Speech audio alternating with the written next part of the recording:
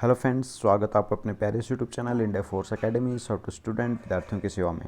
दोस्तों, हमारा जो कंटिन्यू चल रहा था इलेक्ट्रिसिटी का पार्ट, उसे अपन कल कंटिन्यू करेंगे और ऐसे ही 2-3 दिन के बाद आपको एक ज़रूर मॉक टेस्ट प्रोवाइड करवाया जाएगा फिजिक्स का प्रीवियस ईयर क्वेश्चंस का। तो बने रहिए इसी के साथ और अपने प्रैक्टिस को जारी रखिए हमारे साथ। तो दोस्तों स्टार्ट करते हैं। सबसे पहला जो क्वेश्चन है आपकी स्क्रीन पर ये रहा, for which diode is use. जो डायोड का काम क्या है, यानी डायोड प्रयोग में लाया जाता है, क्यों प्रयोग में लाया जाता है। ए ऑप्शन है मॉड्यूलेशन, बी ऑप्शन है ऑसिलेशन, सी ऑप्शन है एम्पलीफिकेशन एंड डी ऑप्शन है प्योरिफिकेशन। देखो दोस्तों, ये जो ऑप्शन थे ना, ये कुछ आपको करंट के बारे में बता रखा है कि डायोड किस लिए यूज किया जाता है। Modulation of current, oscillation of current, ये अपने आप को खुद को समझना था। एम्पलीफिकेशन ऑफ करंट और प्योरिफिकेशन ऑफ करंट, है ना। तो एक बात बताओ, डायोड का काम क्या होता है, करंट को एक डायरेक्शन में फ्लो करवाना, यानी एक डायरेक्शन में फ्लो करवाना और जो उसकी दूसरी डायरेक्शन उसमें ब्लॉक कर देना, यानी एक प्रकार से रेक्टिफाई करने के काम आता है जो डायोड है जो। और रेक्टिफायर जो होता है उसे वो एक डायोड ही उसमें यूज में लेते हैं, यानी एक प्रकार से अपन कह सकते हैं करंट को प्योरीफाई करने के काम आता है। रेक्टिफाई और प्योरीफाई एक प्रकार से सेम चीज़ है, यानी जो डायोड का जो यूज हो गया वो हो गया D option, purification of current, है ना। क्वेश्चन नंबर 2 है, आप साथ साथ इस वीडियो को रोकिए और ये जो मॉक टेस्ट है 30 क्वेश्चन का, इसे ज़रूर सोल्व कीजिए, ठीक है। अपने आप को पहचानिए। Who among the following develop of the technology of the underground nuclear explosion. जो अंडरग्राउंड न्यूक्लियर एक्सप्लोजन है, ये जो टेक्नोलॉजी है, ये किसने एक प्रकार से बनाई या फिर किसने डेवलप की।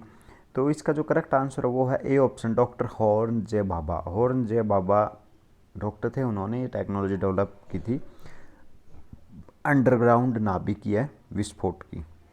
क्वेश्चन नंबर 3 है, which among the following types of coal produce most heat per unit. देखो, ये क्वेश्चन मैंने क्लास में करवाया था और मैंने ये भी कहा था कि भाई ये जो कोयला है उसका एक नाम आता है, ठीक है। देखो सिंपल सी बात है, इसका जो करेक्ट आंसर होगा सी ऑप्शन, एंथ्रासाइट जो कोयला है वो हमारी जो क्लास में करवाया क्वेश्चन है और ये काफ़ी बार आ चुका। मैंने क्लास में भी कहा था कि भाई बहुत इंपॉर्टेंट क्वेश्चन है, आप इसे कीजिएगा। विच among the following wave is use for communication by artificial satellite. जो कृत्रिम उपग्रह जो होते हैं उनसे अपन कम्युनिकेशन यानी संचार करते हैं, उनसे अपनी जो रिमोट कंट्रोल द्वारा जो अपन सैटेलाइट छोड़ते हैं उनसे जो संपर्क बनाए रखते हैं, वो कौन सी वेव के द्वारा बनाए रखते हैं। तो यार ये तो बहुत सीधा सा ऑप्शन आप कर भी सकते हो, नेवी में पूछा भी गया है 1-2 बार कि माइक्रोवेव। करेक्ट आंसर कौन सा है, माइक्रोवेव, ठीक है। आई होप समझ आ रहा होगा, ठीक है। माइक्रोवेव्स के द्वारा कनेक्शन रखा जाता है। नेक्स्ट ऑप्शन है, नेक्स्ट क्वेश्चन है, what is found in frequency modulation. Frequency जो मॉड्यूलेशन है उसमें क्या पाया जाता है, एक प्रकार से अपन कह सकते हैं कि वो क्या है। तो फ्रीक्वेंसी मॉड्यूलेशन है, उसमें जो पाया जाता है वह चीज़ है फिक्स्ड फ्रीक्वेंसी, यानी जो आपको फ्रीक्वेंसी वो फिक्स कर दी जाती है, उस फ्रीक्वेंसी को फिक्स जो फ्रीक्वेंसी उसको मॉड्यूलेट करवाया जाता है उसे अपन फ्रीक्वेंसी मॉड्यूलेशन कह देते हैं। इसमें फ्रीक्वेंसी में कोई भी प्रकार का चेंज नहीं किया जाता, ठीक है, कि फ्रीक्वेंसी की डायमेंशन चेंज कर दी, कुछ भी ऐसा कुछ भी नहीं है, ठीक है। क्वेश्चन नंबर 6 है, वेहन the speed of car is double. देखो कितना अच्छा क्वेश्चन है, ये एयरफोर्स नेवी दोनों में आ चुका। When the speed of the car is double then what will be the braking force of the car stop it is in the same distance. अगर आप कार की स्पीड दोगुनी कर दोगे, क्या कार की स्पीड आपने दोगुनी कर दी तो जो उस पर ब्रेकिंग फोर्स है वो कितना हो जाएगा। एक बात बताओ भाई, v² equals to u² plus में 2as, यानी आप इस क्वेश्चन से देख सकते हो कि जो v² जो है वो डायरेक्टली प्रोपोर्शनल है एक्सलेशन के, जो रिटार्डेशन एक्सलेशन कुछ भी बोलो, यानी आप कह सकते हो अगर आपने कार को दोगुनी की है तो आपको जो ब्रेकिंग फोर्स है वो 4 गुना लगाना पड़ेगा, 4 टाइम्स लगाना पड़ेगा। आई होप समझ आ गया होगा, ठीक है। नेक्स्ट क्वेश्चन करते हैं, question number 7, the dimension of which of the following is the same as that of impulse. ये भी बहुत बार क्वेश्चन आ चुका। इम्पल्स का जो डायमेंशन, देखो इम्पल्स क्या होता है, चेंज इन मोमेंटम। मोमेंटम में बदलाव को ही क्या कहते हैं, इम्पल्स, यानी जो मोमेंटम की जो यूनिट होगी या डायमेंशन होगी वो ही इम्पल्स की यूनिट या डायमेंशन होगी। करेक्ट आंसर क्या हो गया, मोमेंटम। ठीक है, वॉल्यूम की डायमेंशन क्या होती है, L³ यानी m0 L3 T0, है ना। टॉर्क की डायमेंशन क्या होती है, R क्रॉस में F यानी न्यूटन के आगे में ट्रोर लगा दो, यानी mL/T-2 है, यानी एक और mL/T-2, है ना। और देखो डी ऑप्शन, अरे भाई मेरे से भी गलती हो गई, ये गलती याद रखना, इसमें मोमेंटम भी ऑप्शन दे रखा है, लेकिन इससे बेहतर ऑप्शन अगर change in the rate of momentum, ये भी आएगा क्या, नहीं भाई। देखो change in rate of momentum जो होता है वो होता है change in momentum with respect to time, और ये तो फोर्स होता है। ठीक है, तो ऐसा बिल्कुल मत करना कि आपने डी ऑप्शन करेक्ट कर दिया। ठीक है, क्वेश्चन नंबर 8, क्वेश्चन नंबर 7 समझ में आया ना भाई। देखो चेंज इन मोमेंटम इम्पल्स होता है, change in rate of momentum होता है change in momentum with respect to time यानी फोर्स। इन दोनों ऑप्शंस में अंतर समझना। ठीक है, कभी गलती कर दो, इसका करेक्ट आंसर बी ऑप्शन आएगा। ठीक है, क्वेश्चन नंबर 8 देखते हैं। विच among the following is a fundamental quantity, इनमें से कौन सी एक फंडामेंटल क्वांटिटी है, आप बताओ फंडामेंटल क्वांटिटी कौन सी है। तो देखो करेक्ट आंसर है, फंडामेंटल क्वांटिटीज़ कितनी होती हैं, मास, फिर लेंथ, फिर टाइम, फिर एक मोल भी होती है, एक करंट भी होता है आई यानी एम्पियर, एक लुमिनियस इंटेंसिटी भी होती है, एक टेम्परेचर भी होता है। ये 7 फंडामेंटल क्वांटिटी होती हैं। ठीक है, तो दोस्तों इसमें कौन सी है, टाइम है, यानी टाइम जो ऑप्शन है वो क्या होगा, correct option B option is the right answer. ठीक है, मुझे विश्वास है कि आप भी अपने आप को जांच परख कर रहे होंगे, वीडियो को रोक करके क्वेश्चन सोल्व कर रहे होंगे जो प्रीवियस ईयर क्वेश्चन आपके हैं। If the diameter of the capillary is double, diameter capillary के डायमीटर को डबल कर दिया जाए, then the rise of the water will be. देखो सिंपल सी बात है, आप एक बात समझना कि अगर कैपिलरी की जो डायमीटर है या फिर आप रेडियस यानी उसको थोड़ा सा और बढ़ा दिया जाए तो उसका जो पानी का जो लेवल है, जो राइज वाटर है वो गिर जाएगा यानी कम हो जाएगा। पहले बात तो ये ध्यान में रखना, कैपिलरी ट्यूब जितनी ज़्यादा गोल यानी आप कैसे हो जितना ज़्यादा डायमीटर उसका होगा, राइज जो ऑफ वाटर वो उतना ही कम होगा। तो सिंपल सी बात है यानी कम होगा। आप जितना ज़्यादा उसका डायमीटर या फिर रेडियस बढ़ाओगे, यानी पहले वो इतनी थी, अगर कैपिलरी ट्यूब को और ज़्यादा मतलब आप और ज़्यादा रेडियस बढ़ाओगे, जितनी ज़्यादा बढ़ाओगे राइज ऑफ वाटर कम होगा, पहली बात ये समझना।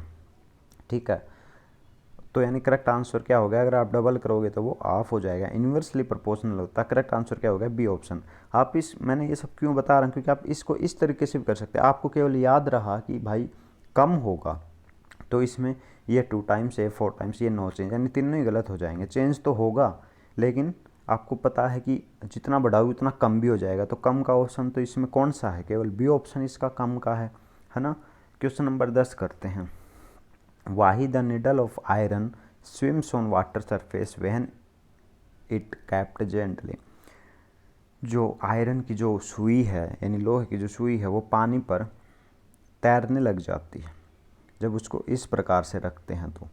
तो देखो करेक्ट ऑप्शन कौन सा हो गया, पूछ रहा कि भाई ऐसा क्यों है। तो पहला ऑप्शन है it will remain under the water when it will displace more water than its weight. नहीं, ये तो बायंसी फोर्स होता है। ठीक है, और बायंसी फोर्स का कोई रोल नहीं होता तैरने में और डुबोने में, रोल होता डेंसिटी का। ठीक है, अब the density of the needle is, नहीं भाई, अब देखो ये भी गलत है भाई, आयरन की डेंसिटी तो ज़्यादा होती है वाटर से, वो तो सॉलिड है। यानी आप कह सकते हो सरफेस टेंशन मेरे भाई, due to surface tension, surface tension के कारण निडल को अगर आप थोड़ा इस तरीके से रखोगे पानी पर तो वो तैरने लग जाएगी। क्वेश्चन नंबर 11 है the mass of star is 2 times the mass of the sun. ये कह रहा है कि जो मास है स्टार का वो सन के मास से 2 गुना है। How it will come to an end, वो फिर कैसे ख़त्म होगा। देखो कई बार जो अपने डिफेंस वो ऐसे ऐसे क्वेश्चन दे देती है, फिर आप घबराना मत, कोई दिक्कत नहीं। इसका वैसे तो करेक्ट आंसर होगा न्यूट्रॉन स्टार। ठीक है, मतलब न्यूट्रॉन स्टार क्या होता है आपको समझ में आ गया, अगर सन से कुछ ना कुछ बड़े होते हैं न्यूट्रॉन स्टार्स। ठीक है, वैसे ये कोई इंपॉर्टेंट नहीं है, आया नहीं, एक बार कभी कभी आ जाते हैं ऐसे क्वेश्चन। नेक्स्ट क्वेश्चन है rain drops fall from great height, which among following statement is true regarding it. यानी जो कि रेन ड्रॉप्स जो हैं, पानी की बूंदें जो हैं, वो एक बहुत ज़्यादा ऊंचाई से आती हैं। तो इनके बारे में कौन सी सही चीज़ है? They fall with that ultimate velocity which are different from different droplets. ठीक है, ये कहते हैं कि ये एक ऐसी वेलोसिटी से आता है जिसकी हर एक बूंद की जो वेलोसिटी है वो डिफरेंट डिफरेंट होती है। They fall with the same ultimate velocity, they velocity increase and they fall with different velocity on the earth, the velocity increase and they fall with the same. देखो correct answer इसका क्या है? A option is the right answer, because प्रत्येक बूंद की मतलब एक ultimate velocity से ये गिरते हैं, लेकिन डिफरेंट जो ड्रॉप होती है उसकी वेलोसिटी डिफरेंट हो जाती है। और ऐसा क्यों होता है? ड्यू टू एयर फ्रिक्शन, आप कह सकते हो एयर रेजिस्टेंस के कारण ये सब कुछ होता है। ठीक है, तो हर ड्रॉपलेट की जो वेलोसिटी हो कुछ ना कुछ अलग होती है। आई होप समझ आ गया हो आपको ये क्वेश्चन। क्वेश्चन नंबर 13 है, on which the following technique photostat machine work. अच्छा देखो कितना क्वेश्चन है, इतना अच्छा क्वेश्चन है कि ये क्वेश्चन एक बार एनडीए के साथ साथ एयरफोर्स में भी आ चुका।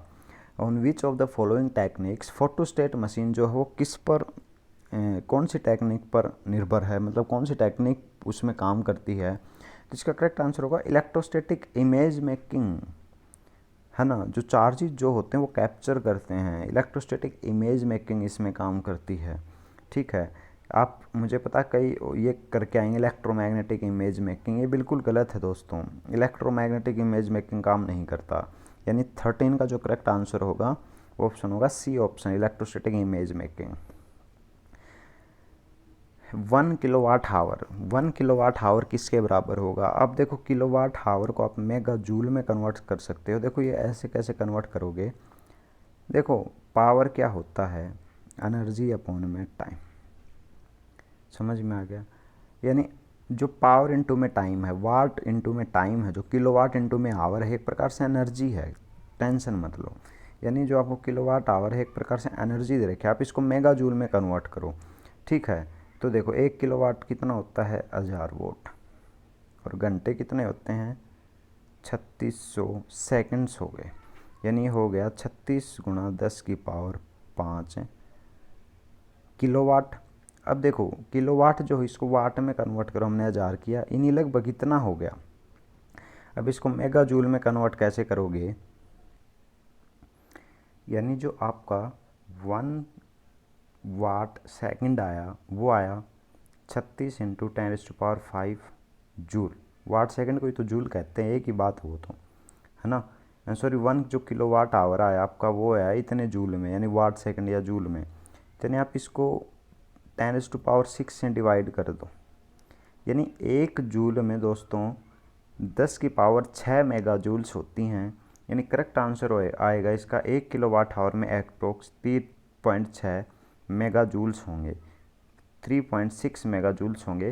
करेक्ट आंसर इसमें है नहीं, ये बाय मिस्टेकली गलत टाइप हो गया। ठीक है, मैं दोबारा एक बार प्रीवियस ईयर क्वेश्चन बुक में चेक कर लूँगा। तो इसका करेक्ट आंसर होगा 3.6 आएगा यहाँ पे। ठीक है, ए ऑप्शन अगर आप करोगे तो 3.6 करोगे तो ए ऑप्शन इसका करेक्ट आंसर हो जाएगा। नेक्स्ट क्वेश्चन है 15, what is the minimum escape velocity of the rocket to be launched into space. देखो आपको पता अर्थ के लिए मिनिमम एस्केप वेलोसिटी कितनी होती है अगर किसी भी रॉकेट को स्पेस में लॉन्च किया जाए तो? देखो आप करो ये क्वेश्चन। तो सिंपल सी बात है 11.6 के समथिंग होती है ना। जो आपका करेक्ट आंसर वो क्या होगा? 11.6 किलोमीटर पर सेकंड, है ना। यानी आपने 1 सेकंड में 11 किलोमीटर किसी ऑब्जेक्ट को इस तरीके से फेंक दिया कि उसने 1 सेकंड में 11 किलोमीटर तय कर लिया, तो समझ लो वो स्पेस से बाहर चला जाएगा। करेक्ट आंसर क्या होगा? Approx 11 kilometre per second. Question number 16 है, which of the following statement is true when we see rainbow. जब अपन रेनबो को देखते हैं तो कौन सी जो स्टेटमेंट्स है, कौन सी जो तथ्य हैं वो सही हैं? ए ऑप्शन है, we face sun and rain drops, अपन सूरज को भी देखते हैं और जो रेन ड्रॉप्स हैं उनको भी देखते हैं। B option, the sun remains behind us and we face rain drops, और जो दूसरी बात है कि अपने फेस के आगे तो सन होता है, लेकिन सूर्य जो फेस के आगे अपन रेनबो होता है, रेन ड्रॉप्स होती हैं, और पीछे जो होता है वो सूरज होता है। कहने का मतलब है कि अगर आप रेनबो को देख रहे हो तो कौन सी चीज़ सही है? रेनबो और सूर्य भी आपके आगे होगा, या फिर बी ऑप्शन रेनबो अगर आपके फेस के सामने है तो सूरज पीछे होना चाहिए। सी ऑप्शन है in light rainfall we face sun, है ना। एंड डी ऑप्शन है द स्काई रिमेन्स क्लियर, नहीं क्लियर से काम नहीं चलेगा, कुछ बूंदाबांदी होनी चाहिए। यानी करेक्ट आंसर क्या हो गया, बी ऑप्शन। देखो अगर आपका जो रेनबो है, मान लो आप देख रहे हो सामने आपके रेनबो है तो सूरज पीछे होगा, कन्फर्म है ये चीज़, है ना। देखो 16 आंसर का करेक्ट ऑप्शन क्या होगा, बी, है ना। क्वेश्चन नंबर 17 क्या है, the splitting of different colours of light in prism. Prism जो है एक सफ़ेद लाइट का जो कलर्स है जो स्प्लिट हो जाते हैं, यानी अलग अलग भागों में स्प्लिट हो जाते हैं, बट जाते हैं। विबग्योर आपने नाम सुना होगा, तो किस कारण पॉसिबल है। तो करेक्ट आंसर जो हो गया वो हो गया डिस्पर्सन ऑफ लाइट, लाइट के विभक्तों के कारण, यानी वो विभक्त जो हो जाती है उसे dispersion of light. Next question है, देखो रिफ्लेक्शन ऑफ लाइट क्या होता है, अगर आपकी लाइट टकरा के ऐसे आ जाए। डिस्पर्सन क्या होता है, आपकी लाइट टकरा के 7 भागों में डिवाइड हो जाए या 8 भागों में, जितने भी हो। डिस्पर्सन का मतलब होता है डिवाइड होना। डिफ्रैक्शन क्या होता है, डिफ्रैक्शन का मतलब होता है दोस्तों लाइट डिवाइड तो होगी बट अलग अलग कलर्स में नहीं होगी। अगर वाइट लाइट है, अगर आपने किसी मिरर पर डाला तो ऐसे डिवाइड हो जाएगी, लेकिन कलर्स उसके डिवाइड नहीं होंगे, उसे कहते हैं डिफ्रैक्शन। रिफ्रैक्शन तो आपने सुना ही होगा, पानी से वाटर में कुछ एंगल चेंज हो जाता है, यानी एक मीडियम से दूसरे मीडियम में लाइट पास होती है तो उसे अपन रिफ्रैक्शन कह देते हैं। क्वेश्चन नंबर 18 है, a boat will submerge when it displace water equal to its own. एक, हाँ, ये जो बायोंसी फोर्स आपने सुना होगा, उत्प्लावक बल, ये क्या होता है, जितना ज़्यादा आप पानी को डिस्प्लेस करोगे, समझ गए, उतना ज़्यादा आप पर बायोंसी फोर्स लगेगा। यानी हम कह सकते हैं कि बायोंसी फोर्स उतना ही लगेगा जितने, जैसे कि मान लो आपने 10 जो 10 वेट, 10 न्यूटन वेट आपने पानी का हटाया, तो समझ लो पानी आपको 10 न्यूटन वापस बायोंसी फोर्स दे देगा। यानी करेक्ट ऑप्शन जो इसका हो गया वो हो गया बी ऑप्शन। यानी जो बायोंसी फोर्स एक प्रकार से वेट पे डिपेंड करता है भाई, ना वॉल्यूम पर डिपेंड करता, ना सरफेस एरिया पर, ना डेंसिटी पर। तो करेक्ट आंसर कौन सा हो गया, B option is the right answer. Next question, question number 19, two waves is of amplitude 5 mm। दो वेव आपके पास है ना, दोनों का जो एम्पलीट्यूड है जो वो है 5 mm। फ्रीक्वेंसी है 10 हर्ट्ज, ठीक है, जो फ्रीक्वेंसी वो है 10 hertz. Travelling in opposite direction, दोनों अपोजिट डायरेक्शन में ट्रेवल कर रहे हैं, स्पीड ऑफ 20 mm पर सेकंड।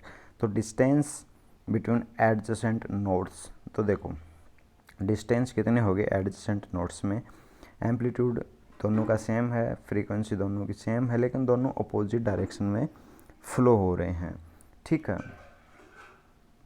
तो देखो अगर उनकी फ्रीक्वेंसी और एम्पलीट्यूड दोनों सेम है, यानी कहने का मतलब है ये जो चीज़ है, ये चीज़ और ये चीज़ दोनों की सेम है, यानी जो अपन कह सकते हैं जो उनका एडजेसेंट नोड्स होंगे ना, उनमें जो बीच का जो डिफरेंस होगा वो होगा 0, यानी कोई भी नहीं होगा, बिकॉज नोड्स जो डिस्टेंस होती है वो किस पर डिपेंड करती है, एम्पलीट्यूड और एक फ्रीक्वेंसी। अगर ये डिफरेंट हुई तो समझ लो नोड्स हैं उनके में कुछ ना कुछ डिस्टेंस ज़रूर आ जाएगी। क्वेश्चन नंबर 20 है, the snow on the mountains does not melt all at once. कह रहे हैं कि जो माउंटेन, जो पर्वत होते हैं उन पर जो बर्फ़ होती है वो एक साथ क्यों नहीं पिघल जाती, जब उस पर सन की हीट उसे मिलती है, तो सूर्य की उष्मा उसे मिलती है, तो सारी बर्फ़ एक साथ क्यों नहीं पिघल जाती। ए ऑप्शन है इट बिकम्स वेरी हार्ड, ये बहुत ज़्यादा हार्ड होती है, कठोर होती है। बी ऑप्शन है it reflects most of the heat from the sun. It has low specific heat capacity, it has high latent heat of fusion. देखो इसका करेक्ट आंसर होगा बी ऑप्शन। आप कहोगे सर बी ऑप्शन क्यों नहीं, वो पानी की जो स्पेसिफिक हीट है वो बहुत ज़्यादा होती है दोस्तों, यानी सी ऑप्शन इसलिए गलत हो गया, ठीक है। और जो लेटेंट हीट ऑफ फ्यूजन है पानी का वो कम ही होता है।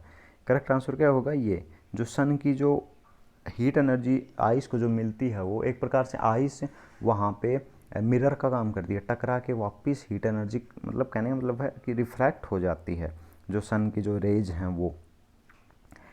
क्वेश्चन नंबर 21 है, a person standing on a railway platform. एक आदमी है वो रेलवे प्लेटफॉर्म पर खड़ा हुआ, listen to the whistle of arriving and departing trains. और उसने एक, किसी ने मतलब कह सकते हैं सीटी बजा दी कि भाई जो ट्रेन है वो पहुंचने वाली है। The whistle heard is, the same in both cases in all respects, of higher intensity then train arrives, of higher pitch when train arrives, of higher pitch when train departs. कहने का मतलब है कि रेलवे प्लेटफॉर्म पर खड़ा है और उसे एक ट्रेन की अपन कह सकते हैं हॉर्न सुनाई दिया, तो वो कह रहा है कि ट्रेन हॉर्न जब उससे दूर था और उसके पास है, दोनों में फ़र्क क्या होगा। तो कहने का मतलब है जब ट्रेन उसके पास पहुंचेगी तो उसे हायर पिच का सुनाई देगा, जब ट्रेन उससे दूर है तो लोअर पिच सुनाई देगी। ठीक है, यानी करेक्ट ऑप्शन हो गया C option of higher pitch when train arrives. Question number 22 है होलोग्राफी। होलोग्राफी किस टेक्निक को कहते हैं? जो होलोग्राफी जो होती है दोस्तों, वो होती है recording a permanent 3 dimensional multi colour photograph.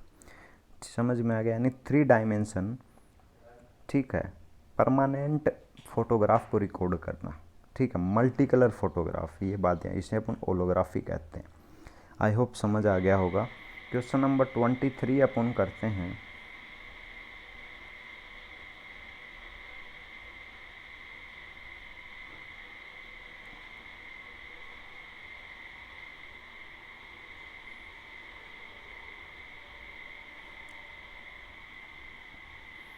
an ice block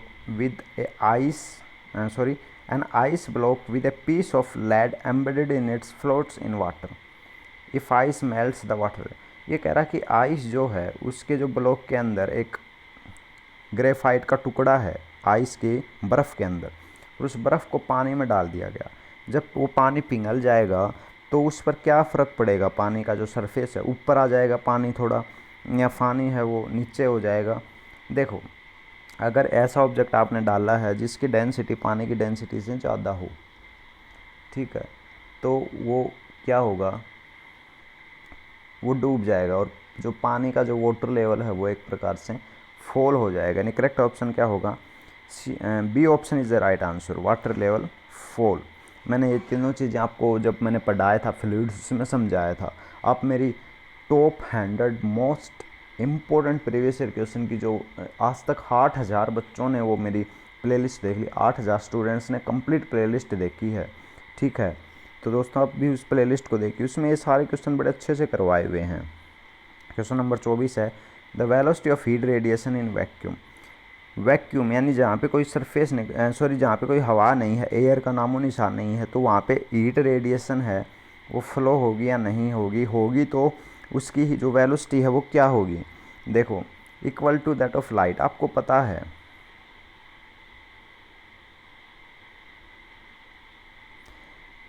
क्या पता है कि वैक्यूम में प्रत्येक रेडिएशन यानी प्रत्येक वेव की जो वेलोसिटी होती है वो होती है 9 × 10 की पावर 3 × 10 की power 8 metre per second equals to velocity of light, छोड़ के साउंड को, क्योंकि साउंड तो वैक्यूम में ट्रेवल ही नहीं होता है ना। Next question, question number 25, A plastic material commonly use for making gear wheels. जो गियर व्हील्स, जो छोटे छोटे गियर व्हील्स होते हैं, उनको बनाने के लिए कौन सा प्लास्टिक यूज में लिया जाता है। क्वेश्चन नंबर 25 का करेक्ट आंसर जो होगा वो होगा बी ऑप्शन, नाइलॉन्स जो प्लास्टिक मटेरियल जो है वो उसमें यूज लिया जाता है।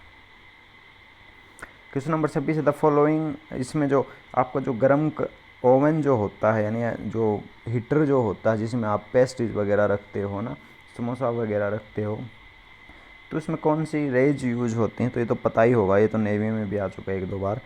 तो बताओ, माइक्रोवेव यूज होती हैं इसमें, है ना। क्वेश्चन नंबर 27 दोस्तों, ये जो अभी अभी मैंने वेव के क्वेश्चन करवाए हैं ना, ये सारे नेवी में आए हुए हैं। एक पहले भी करवाया था मैंने, जो सैटेलाइट से संपर्क करने के वो वेव काम आई थी। वह heated from 0 degree Celsius to 10 degree Celsius. देखो बताया था, जब 0 डिग्री सेल्सियस से 10 डिग्री सेल्सियस जाएंगे तो बर्फ़ में क्या होता है, 0 से 1 पे जाएंगे तो बर्फ़ कॉन्ट्रैक्ट हो जाएगी यानी सिकुड़ जाएगी, 0 से 1 2 में और सिकुड़ेगी, 3 में भी जाएंगे तो सिकुड़ेगी, 4 में और सिकुड़ जाएगी। यानी वॉल्यूम जो है बर्फ़ का 0 से 4 तक तो कम होता है, 4 के बाद फिर वापस बढ़ना शुरू हो जाता है। यानी करेक्ट आंसर क्या होगा, first decrease and then increase, यानी D option is the right answer. ये क्वेश्चन भी बड़ा इंपॉर्टेंट है, एयरफोर्स और नेवी में बहुत बार आ चुका। क्वेश्चन नंबर 28 है energy is continuously created in the sun due to. जो सन है वो किस पर काम करता है, न्यूक्लियर फ्यूजन पर, न्यूक्लियर फिजन पर। आपको पता ही है न्यूक्लियर फ्यूजन और फिजन दोनों इंपॉर्टेंट हैं। करेक्ट आंसर क्या हो गया, न्यूक्लियर फ्यूजन, नाभिकीय संलयन पर यह काम करता है। Question number 39, Coolidge tube is use to produce. जो कुलीज ट्यूब हैं वो कौन सी वेव्स प्रोड्यूस करने के काम आती हैं? तो आपको पता होना चाहिए जो एक्स रे वेव है वो कुलीज ट्यूब के कारण, एक्स यानी कैथोड ट्यूब भी आप उसे कह सकते हैं। क्वेश्चन नंबर 30 है, which of the following is use for regulate electric supply. Electric supply को रेगुलेट करने के लिए कौन सा जो इंस्ट्रूमेंट या फिर कौन सी चीज़ आप यूज में लेंगे? ए ऑप्शन है जेनर डायोड, बी ऑप्शन है जंक्शन डायोड, सी ऑप्शन है Gunn diode and Zener diode है। देखो मैंने आपको रेक्टिफायर का काम भी बताया, हज डायोड का काम भी बताया है। और जेनर डायोड का क्या काम होता है? इलेक्ट्रिक सप्लाई जो है करंट को उसको किसी एक फिक्स डायरेक्शन में ले जाने, उसको रेगुलेट करना। मैंने अभी भी तो बताया था नहीं, Zener diode is the correct answer. दोस्तों अपने 30 प्रीवियस ईयर क्वेश्चन थे। अगर आपको आज की क्लास, आज का जो मॉक टेस्ट है ये अच्छा लगा तो please and please share subscribe and like ज़रूर कीजिएगा। थैंक यू मेरे जवानों। जय हिंद, जय भारत।